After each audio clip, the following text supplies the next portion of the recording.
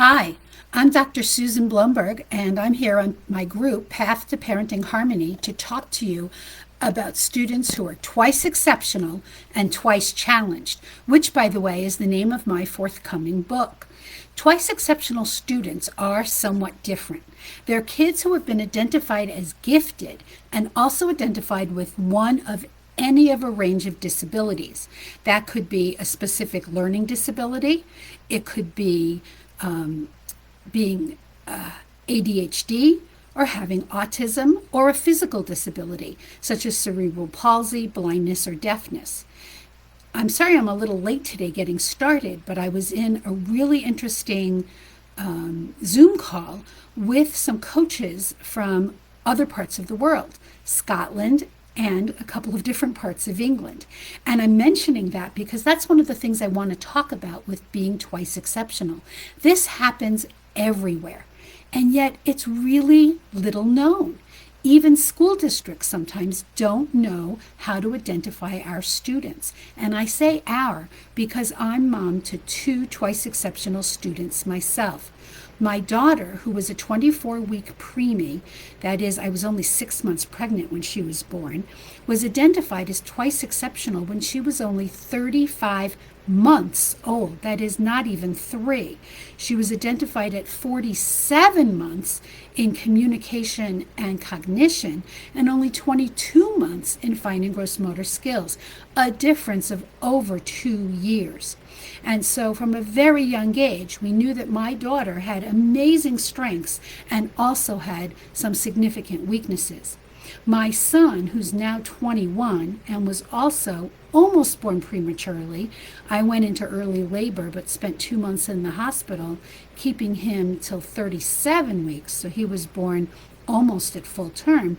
He was identified with anxiety disorder at 10, and giftedness in second grade, anxiety disorder in fourth grade, and ADD not until he was a junior in high school. So also twice exceptional. But schools so don't know how to handle this because they seem to think that if you get average grades, you're not in need of extra supports and services.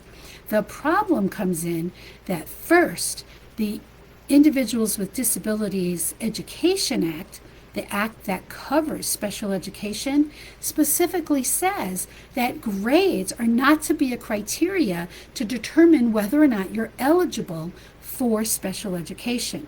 I'm going to say that again.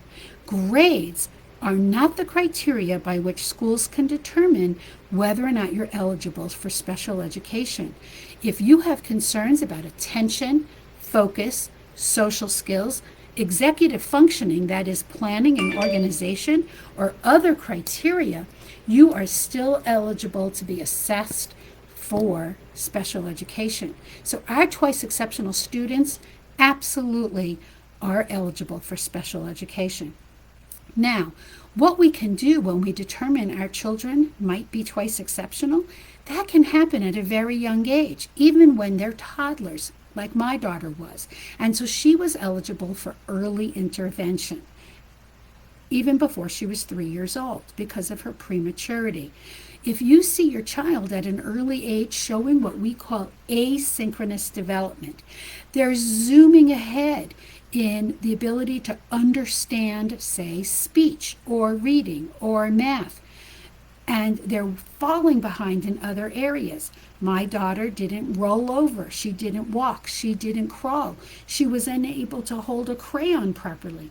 Those are signs that their development is asynchronous. They're showing tremendous gaps in different areas. Send them for an early intervention evaluation, a developmental pediatrician.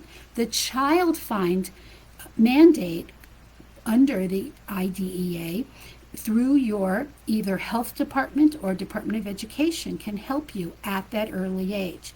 And at age 5, your local school district covers all those early intervention evaluations. By the time your student is in school, you can ask for those evaluations directly from your school district.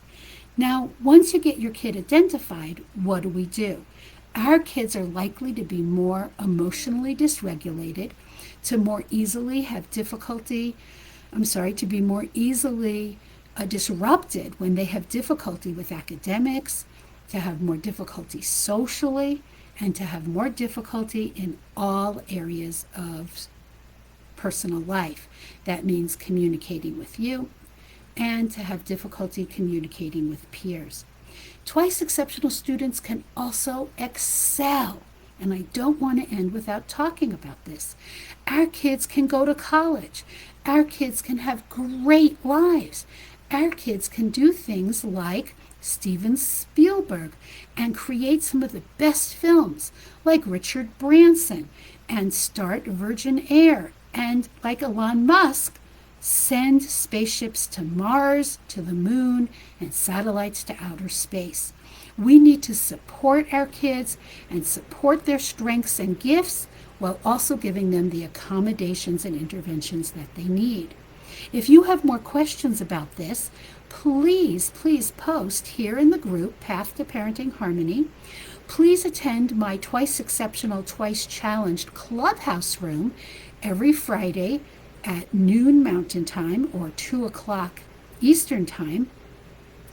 Or you can even attend my new workshop, Getting to College with Learning Disabilities, this Thursday, 7 o'clock Mountain Time, 9 o'clock Eastern, by going to Eventbrite, looking up that title, Getting to College with Learning Disabilities, and registering. It's only $24.